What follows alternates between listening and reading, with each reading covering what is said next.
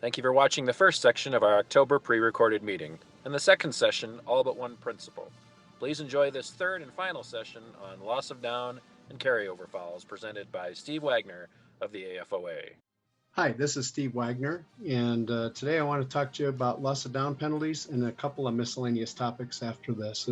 Should be about a 20, no more than 30 minutes. Loss of down, here they are. There's only 4 loss of down penalties.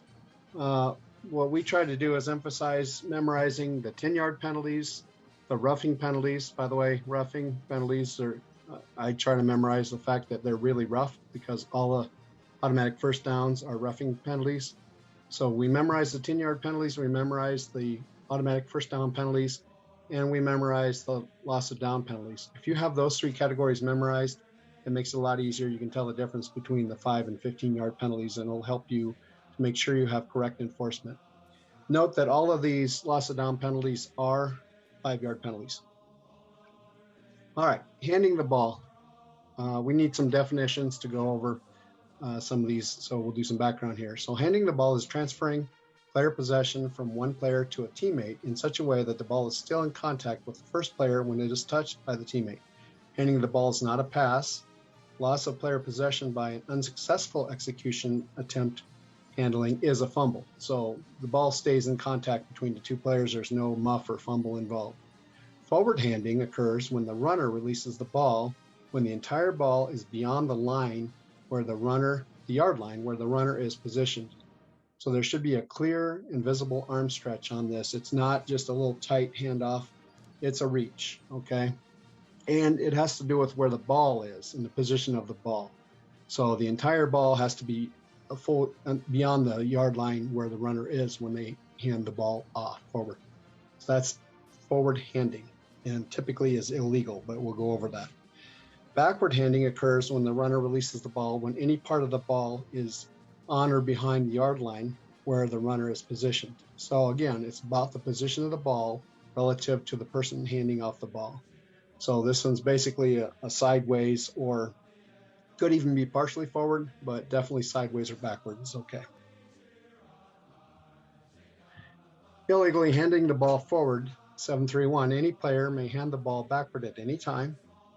No player may hand the ball forward except during a scrimmage down before the change of possession, provided both players are in or behind the neutral zone, and it is to these examples. A lineman who has clearly faced his in line by moving both feet in a half turn and is at least 1 yard behind the line when he receives the ball. This eliminates the snapper from taking a direct snap. It's a trick play that you'll see probably only in youth sports, where the snapper will snap the ball, the quarterback will touch it, and then the snapper will try to keep it and move forward with the ball. That's an illegal play. This eliminates that as a play. The other one is a back or a teammate who at the snap was on the end of his line and was not the snapper nor adjacent to the snapper. So pretty much any back you can forward hand off to the states. During the scrimmage down, after there's a change of possession, no player may hand the ball forward to a teammate. So once there's a change of possession, there is no forward handing allowed, period. Examples of illegally handing the ball forward. Well, it is not. First off, it's not illegally handing the ball forward when the quarterback has an RPO option. That's happens all the time. They're giving the ball to a back who is in or behind the neutral zone, so therefore it's not illegal forward handing.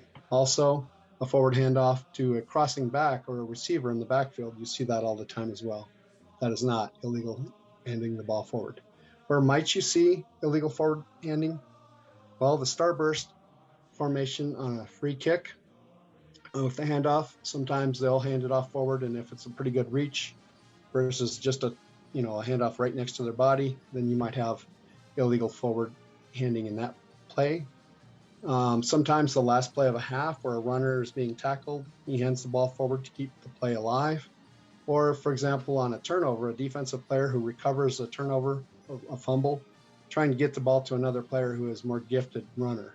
Those big linemen aren't the fastest guys, and they may want to try to dish that ball off to a linebacker or somebody who runs a lot faster, like a safety.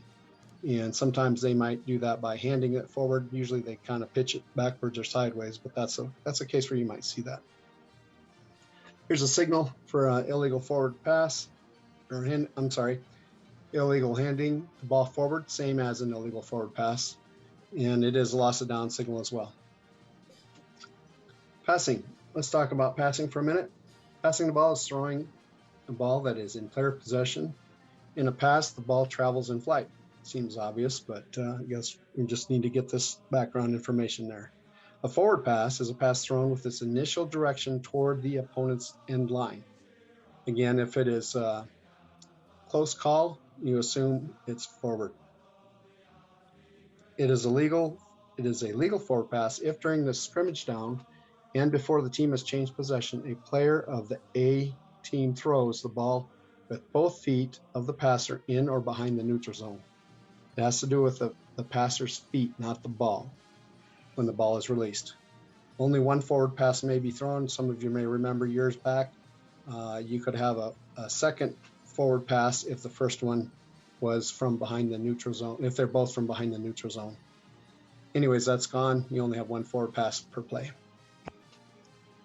An illegal forward pass is a foul. These passes include a pass after team possession is changed during the down, a pass from beyond the neutral zone, or a second subsequent pass or passes thrown during a down. Here are the signals, same as what we mentioned before. And here we have an example play where there's an illegal forward pass. The quarterback is going to wind up going beyond the neutral zone. Take a look at this play. The line of scrimmage is the 42-yard line. We're going to see him come down in the bottom of the screen here. When he releases the ball, he's going to be a full 2 yards beyond. It's a pretty easy call.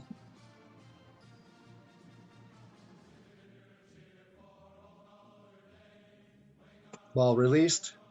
Sorry, I tried to freeze it. I'm going to go one more time. Ball's released right there. You can see where his feet are relative to the line. He's at the 44-yard line. The line of scrimmage was the 42-yard line. He's well past when he releases the ball. Sorry about that. Okay. There are a couple of, let's talk intentional grounding. An illegal forward passes include a pass to intentionally thrown into an area not occupied by an eligible offensive receiver, or thrown incomplete to save loss of yardage or to conserve time. Exception 1, it is legal for a player positioned directly behind the snapper to conserve time by intentionally throwing the ball forward to the ground immediately after receiving the snap that has neither been muffed nor touched the ground. So quarterback can be under center, take a step back and ground it, or they can be in shotgun and receive a shotgun snap and ground it.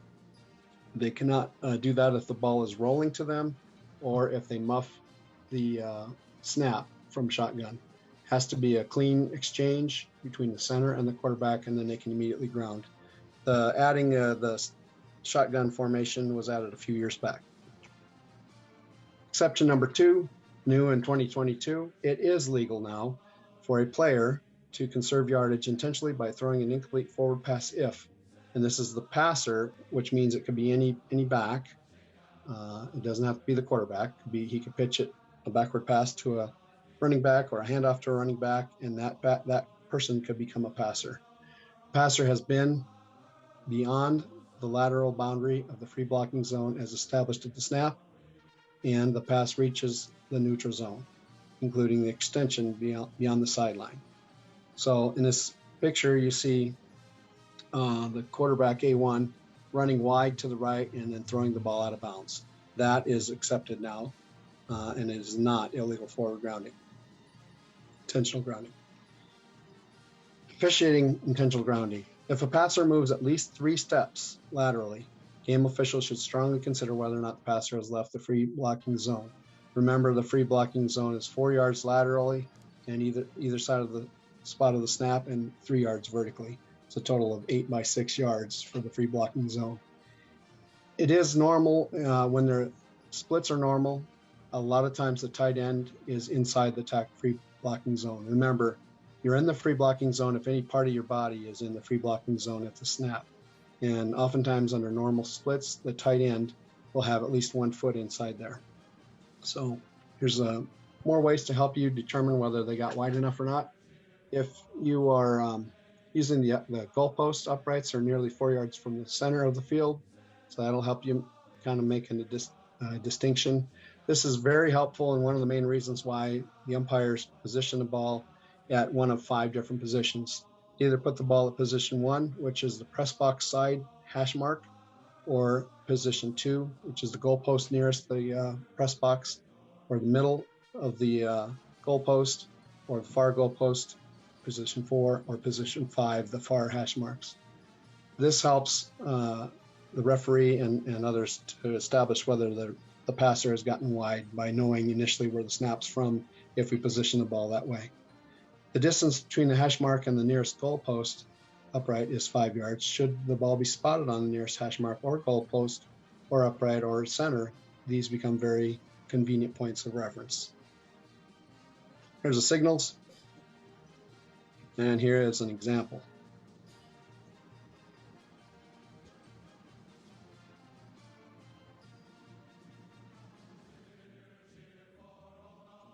Quarterback's in duress, running for his life, throws the ball.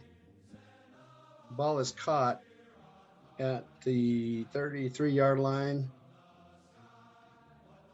Let's see, the previous spot up here looking at the box is the 37-yard line, okay? So here's the 37-yard line previous spot. I'm gonna run this one more time just so we can talk through that. So again, take a look. Line of scrimmage is the 37-yard line here. And the ball's gonna be thrown away down here in the corner where number 75 is standing on the sideline. Sorry about that, let's let that go through.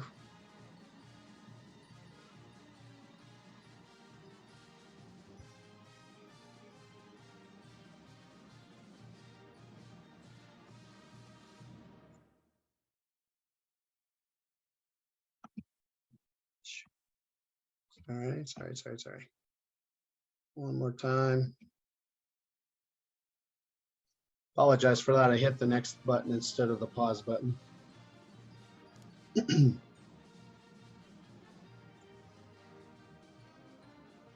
Ball thrown from about the 16-yard line. Sorry. The ball was thrown from about the 16-yard line to right here coming up. Look at where he catches it with one arm. He catches it at about the 34-yard line. Again, the original line of scrimmage was the 37, and he's catching it at the 34, at least 3 yards short of the line to gain. Okay, now I will admit in this particular play, I was a referee for this, and I could have done a better job closing on that quarterback, staying with him as he was approaching the goal line. Also, you need to drop a beanbag where the ball's thrown, so you get this enforcement right. This is a spot foul. We're going to go 5 yards from the spot of the foul. It's lost it down. I will say that we did come together as a crew. We got this right. The only thing I would have said is I did not get my flag deep enough when I threw it. As we came together to talk about this, I threw my flag back and should have gotten it a little bit deeper. And so I saw this on film the other day, and Monday night we had a game, and it was a 4-person crew, same as this one. Again, in this case, both wings had receivers and they went down. So it took us a little bit to get together on this. We did use radios, which was helpful. On Monday night, we had a game, again, 4-person crew using radios. In that case, however, the head linesman was able to stay at the line of scrimmage as his players were not threatened going downfield for a deep pass. I did see where the quarterback was in distress and his goal line was threatened. So I did go all the way to the goal line with the quarterback. And we were able to use radios right away. The head linesman said did not make the line to gain. I was able to drop my flag immediately on the spot, which was the 1-yard line. We enforced it half the distance, lost it down. It went very smooth. And I'll tell you, I was focused on this because I saw what I did the Friday before on film, and it helped me improve my own mechanics. So that just goes to tell you the importance of film study and looking at yourself on film. Next up, illegal touching by a forward pass by an ineligible receiver. An eligible receiver has illegally touched a forward pass if he bats, muffs, or catches a legal forward pass unless the pass has first been touched by B. Pass eligibility rules apply only to a legal forward pass, so the pass does have to cross the line. The following players are eligible pass receivers. All A players eligible by position and number, including those at the time of the snap, are on the ends of their line of scrimmage or legally behind the line, possibly a total of 6, 4 backs plus your 2 widest people on the line. And they must be numbered 1 through 49 or 80 to 99. All A players become eligible when B touches a legal forward pass. All B players are eligible anytime. A player who is eligible at the start of the down remains eligible throughout the down. Here are the signals. Fortunately, I don't have any video for that one. I'd like to get a hold of that. If anyone has it, send it to me and we'll go from there. All right, a couple of miscellaneous things that I want to discuss just really quick. We're almost done. Couple more charts. Remember, new in 2022, if there's an option for the offended team when a foul is committed with less than 2 minutes remaining in either half, the offended team will have the option to start the game clock on the snap. This is the only a choice to switch from the ready to the snap. I have heard people say, do you want it on the ready or the snap? That is not a choice. It's either only to give the option to take it on the snap. That is the choice. It must already be on the ready, and then you can give them an option to take it on the snap. The option to start the game clock on the snap applies even if the penalty is declined. I just wanted to drive that one home because it's new. I've heard different things throughout over the course of this season on that. Just a reminder. One other topic, last topic. This is carryover enforcement. And this is one that I caught myself in last year. I didn't even give the coach the option. I actually declined a penalty on a scoring team, and we could have done this on a kickoff, subsequent kickoff. So if an opponent of the scoring team commits a foul other than an unsportsmanlike conduct or non-player foul during a down in which a touchdown is scored and there was not a change of team in possession during the down, A may accept the result of the play and choose enforcement from the try or the subsequent kickoff. Okay. And I have a couple clips here that shows a crew doing a really good job on that. I want to just play that for you guys right now. On this particular one, we have defensive pass interference on a touchdown score. Pass interference is going to occur down here around the 5-yard line, between the 10 and the 5-yard line at the left-hand side of your screen.